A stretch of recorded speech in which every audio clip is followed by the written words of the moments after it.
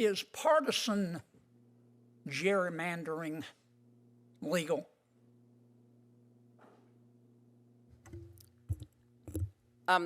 Thank you for that question. You're welcome. I think that I think that I would have to evaluate that claim if it were before me, and in doing so, I would look at what's involved in. But is it legal? Senator, I have not had that issue before me in my years. Do you know what of it practice. is? I do understand. What I understand is. Welcome back to Capital Insights. Today we're diving into a fascinating Senate Judiciary hearing moment featuring the ever-quotable Senator John Kennedy.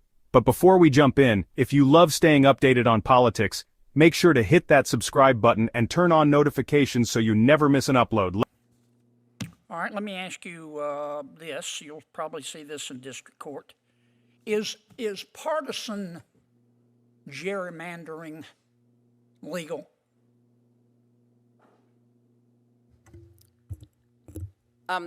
Thank you for that question. You're welcome. I think that I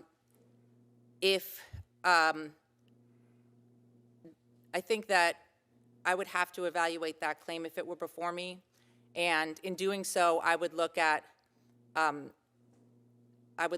what's involved in. But is it legal? Senator, I have not had that issue before me in my years. Do you know what of it practice. is?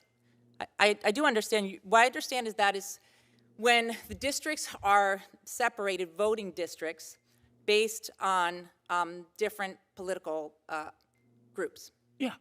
Yes. Okay. Is it legal or illegal? Senator, I haven't had that issue before me in my 30 years of practice. You don't know? So, but if I'm faced with that issue, I would research it and I'd be prepared to address it. Okay. All right. Do you know what a blue law is? I'm sorry, Senator? Do you know what a blue law is? A blue law is, Studied that in law school, I'm sure. I believe a blue law, Senator, is having to do with selling alcohol on certain days. Yeah, like usually on Sunday. Like, yes, Senator. Yeah. Does that violate the Establishment Clause? Does a blue law, let me be more precise, I'm sorry. Does a blue law violate the Establishment Clause? Senator, I don't believe a blue law does violate the Establishment Clause. Okay, why not? Well, because, Senator. If a legislature says you can't open and sell, let's say, food or anything on Sunday, not Thursday, not Saturday, Sunday, why doesn't that violate the Establishment Clause?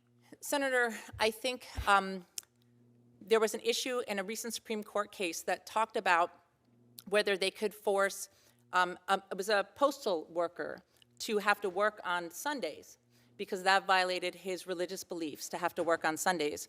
And that wasn't under the blue law. Oh no, I thought I was just, yes, I understand that. I understand that was an issue though related to the Establishment Clause, which I thought was what we were talking about. But I'm asking just a real precise question. I'm going to move on if you don't know. Okay. Tell me why, just succinctly, like you were back in law school. Okay. Why a blue law violates or doesn't violate the Establishment Clause? It seems obvious.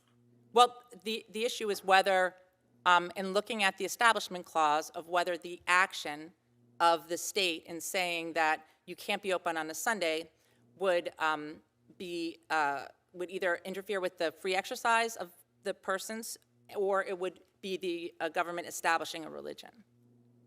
Yeah, I understand the issue. Okay. So what's the answer?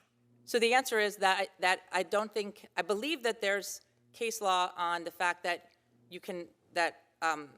there can be blue laws that allow alcohol stores or places that sell alcohol to not be open on Sundays. Okay.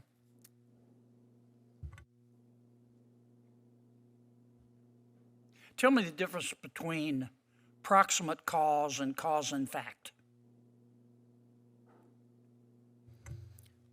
Thank you for that question. You're welcome.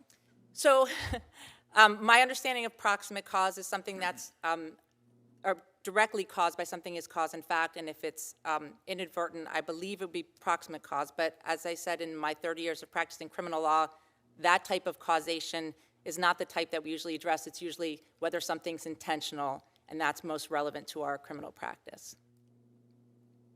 I don't understand what you just said. I'm saying when you talk Let's try about... it again. Okay.